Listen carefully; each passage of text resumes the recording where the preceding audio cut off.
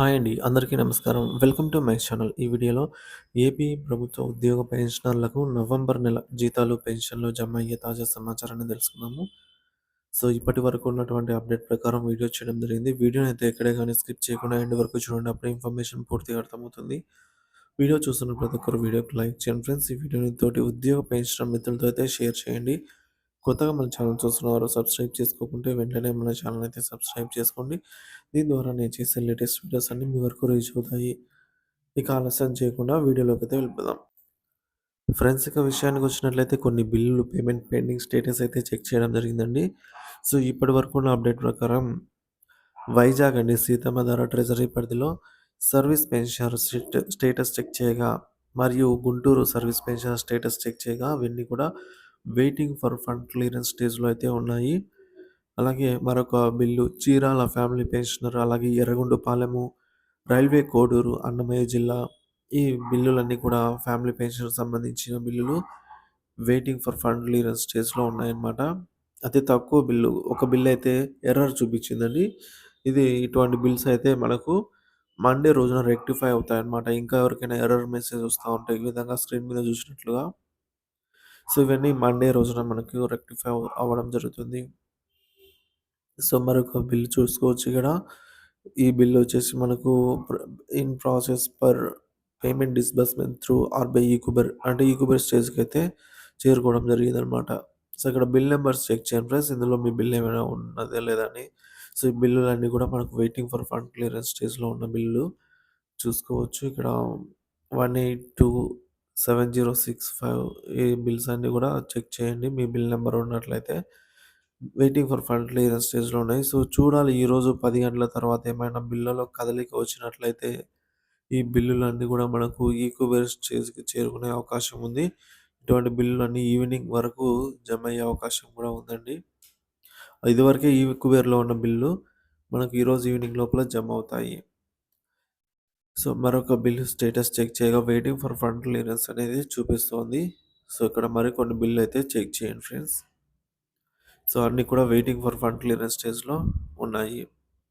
So, ఇదొక bill అండి. ఇది civil judge salary bill status. ఇక్కడ చూసుకున్నట్లయితే ఈ బిల్ వచ్చేసి పేమెంట్ డిస్బర్స్‌మెంట్ త్రూ ఆర్‌బీఐ కుబెర్ ఉంది. అంటే ఈ కుబెర్‌కెళ్ళింది కాబట్టి ఈ బిల్లు మనకు నెక్స్టు బ్యాచ్ నంబర్స్ అలాట్ అవ్వడము, తర్వాత క్రెడిట్ అవ్వడం జరుగుతుంది. అంటే మన రాష్ట్ర ప్రభుత్వము ఈ పేమెంట్‌కు తగ్గ అమౌంట్‌నయితే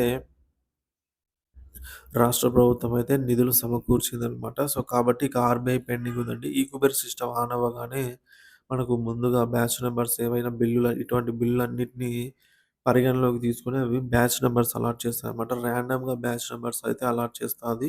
అలా చేసిన తర్వాత పేమెంట్ అనేది వితిన్ 1 అవర్‌లో అయిపోతుందనమాట. సో, ఈరోజు సండే కాబట్టి నిఫ్టీ గూడా పెద్ద బిజీగా అయితే లేదు. సో, జమ అయ్యే అవకాశాలున్నాయి. ఇక చూసుకోవచ్చు. ఆహ్, ఇది ఆర్‌బీఐ నుంచి వచ్చిన మెమో అండి. సో, ఇక్కడ ఆక్షన్ స్టేట్ గవర్నమెంట్ సెక్యూరిటీస్ అనేది ఉంది. సో, ఇక్కడ ఏపీకి సంబంధించి మనం చూసుకున్నట్లయితే 1237,00,00,000 10 సంవత్సరాలకు తిరిగి చెల్లించేలాగా so, yield type auction sale అయితే పెట్టింది ఏపీ. ఇంటెంట్ పెట్టింది. తర్వాత మరొక 1,500,00,00,000 తర్వాత 1,500,00,00,000 మొత్తం 4,237,00,00,000. సో, ఈ అమౌంట్‌ని మనకు ఫస్టు 10, 14, 15 ఇయర్స్. సో, టోటల్‌గా 15 ఇయర్స్‌కి తిరిగి చెల్లించేలాగా ఆక్షన్ సెల్ ఈల్డ్ టైప్ అయితే పెట్టడం జరిగింది. So, auction of state government securities. So, ఈ అమౌంట్ మనకు థర్డ్‌న అయితే వస్తుందండి. మూడవ తేదీన అయితే వస్తుంది.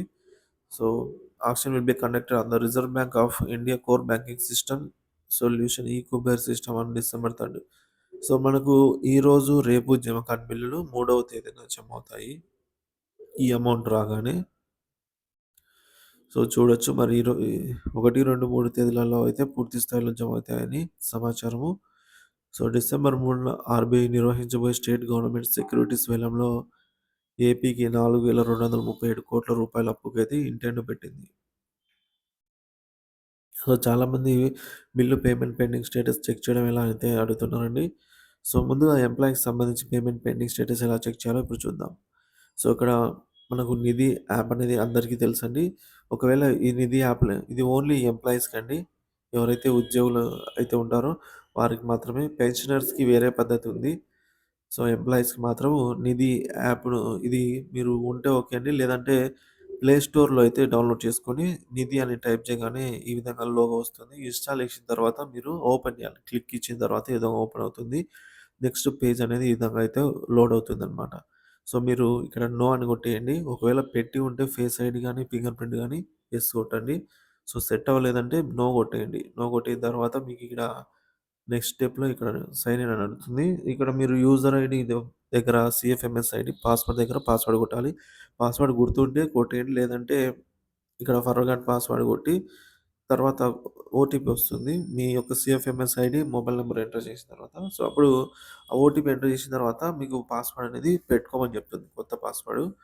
సో, అదంతా అయిపోయిన తర్వాత మళ్ళీ ఇక్కడికే వస్తారనమాట. సో, మళ్ళీ ఇక్కడికొచ్చి ఇప్పుడు పాస్వర్డ్ పెట్టింటారు కాబట్టి ఈ సీఎఫ్ఎంఎస్ ఐడీ ఆ పెట్టిన పాస్వర్డ్ ఎంటర్ చేసి క్లిక్ చేయాలిక్కడ. సో, చూడండి ఇక్కడ ఈ విధంగా ఇట్లా ఎంటర్ చేయాలనమాట. ఎంటర్ చేసిన తర్వాత క్లిక్ ఇచ్చిన తర్వాత మనకు ఫస్ట్ వాలిడేటింగ్ యూజర్ అంటే సీఎఫ్ఎంఎస్ ఐడీని చెక్ చేస్తుంది. తర్వాత మనకు వెరిఫైయింగ్ అంటే యూజర్ ఐడీ, పాస్వర్డ్ మ్యాచ్ అయ్యాయా అనైతే వెరిఫై చేస్తుంది. అయిపోయిన తర్వాత మనకు ఓటీపీ మొబైల్ నంబర్‌కి సెండ్ చేస్తుందనమాట ఈ విధంగా. So, OTP has sent to mobile అని చెప్పి మన 4 డిజిట్స్ అయితే ఇక్కడ ఉంటాయి. సో, ఈ ఓటీపీని ఇక్కడ ఎంటర్ చేయాలి. 1, 2, 3, 4 అన్నట్టు 4 నంబర్స్. సో, చూసుకోవచ్చు ఈడ పైన ఓటీపీ అయితే వచ్చింది. ప్లీజ్ ఎంటర్ ఓటీపీ నంబర్ అని. సో, ఈ ఓటీపీ నంబర్‌ని మనము ఇక్కడ ఎంటర్ చేయాలి. చేసిన తర్వాత నెక్స్ట్ స్టెప్‌లో మనకు క్లిక్ ఇవ్వాలండి. ఒకవేళ ఓటీపీ వస్తే పర్లేదు. రాకపోతే రీసెండ్ అని అయితే కొట్టండి. ఓకే. మళ్ళీ ఓటీపీ అయితే సెండ్ చేస్తారు. తర్వాత ఎంటర్ చేసి ఇక్కడ ఓటీపీ ఇంకా ఇక్కడ బాణం గుర్తు మీద క్లిక్ ఇయ్యాలి. ఇచ్చిన తర్వాత ఈ విధంగా ఓపెన్ అవుతదనమాట. పైన మన పేరు, సీఎఫ్ఎంఎస్ ఐడీ వస్తుంది. ఇక్కడ మనము ఫస్ట్ సెలెక్ట్ చేసుకోవాల్సింది పర్సనల్ ఇన్ఫర్మేషన్. దీని మీద క్లిక్ చేయండి. ఇచ్చిన తర్వాత ఇక్కడ మనకు నెక్స్ట్ స్టెప్‌లో పే స్లిప్స్ అనేది ఉంటుంది. సో, సెకండ్ రోలో అండి ఇక్కడ మనకు ప్రొఫైలు, పర్సనల్ ఐడీ ఇవన్నీ అడ్రెస్ ఇవన్నీ కాకుండా పే స్లిప్ అని ఉంటుంది. ఇట్లా రూపీ సింబల్‌తో. దాని మీద క్లిక్ చేయండి. చేసిన తర్వాత మళ్ళీ అదే వస్తుంది. మళ్ళీ కూడా అదే క్లిక్ చేయండి పే స్లిప్‌లో. అట్లా టైం సెట్ చేసుకునేదనమాట. అదే క్లిక్ చేసిన తర్వాత ఇట్లా ఓపెన్ అవుతాయి. మనకు ప్రీవియస్‌గా ఉన్న పే స్లిప్స్ అన్నీ ఓపెన్ అవుతాయి. సో, మనకి ఏది కావాలో అది సెలెక్ట్ చేసుకుంటాం. లేదంటే ఇక్కడ పైన గెట్ అని కొడతాము. లేదంటే స్క్రోల్ చేస్తే మనకు రీసెంట్ ఇవన్నీ వస్తా ఉంటాయి. సపోజ్ ఇక్కడ మనకు జూలై నెలది క్లిక్ చేశాం. చేస్తే ఇట్లా మనకు లోడ్ అవుతుందండి పీడీఎఫ్ రూపంలో. ఇట్లా లోడ్ అయిన తర్వాత ఇట్లా ఓపెన్ అవుతుంది. సో, దీన్ని మనము కింద డౌన్‌లోడ్ ఆప్షన్ అయితే ఇక్కడ ఉంటుంది అవైలబుల్. సో, దాన్ని మనం క్లిక్ ఇచ్చేదామంటే పేసిప్ డౌన్‌లోడ్ ఇన్ అనైతే మొబైల్‌లో అయితే డౌన్‌లోడ్ అయిపోతుంది. సో, ఈ విధంగా ఇది ప్రాసెస్ ఫ్రెండ్స్. సో, పెన్షనర్స్‌కి వెబ్ అండి. స గూగుల్ క్రోమ్ ఓపెన్ చేసిన తర్వాత మీరు నిధి అని టైప్ చేయండి. లేదంటే సీఎఫ్ఎంఎస్ అనేది టైప్ చేయండి. తర్వాత మనకు ఒక సీఎఫ్ఎంఎస్ లాగిన్ అడుగుతుంది. సేమ్ ప్రాసెస్ అయితే ఇదే విధంగా ఉంటుందన్నమాట. పెన్షనర్స్‌కి కూడా. అయితే వాళ్ళకి యాప్ ఉండదు. వెబ్ పోర్టల్‌లో చెక్ చేసుకోవాలి. ఇది ఫ్రెండ్స్ ఇవాల్టి video. So, thank you for watching this video. మరొక అప్డేట్‌తో మళ్ళీ కలుద్దాం. చూద్దాం ఫ్రెండ్స్ ఏమైనా 10 గంటల తర్వాత ఏమన్నా కదలిక వచ్చినట్లయితే అప్డేట్ ఇస్తాను. చూస్తూనే ఉండండి. Thank you for watching this video.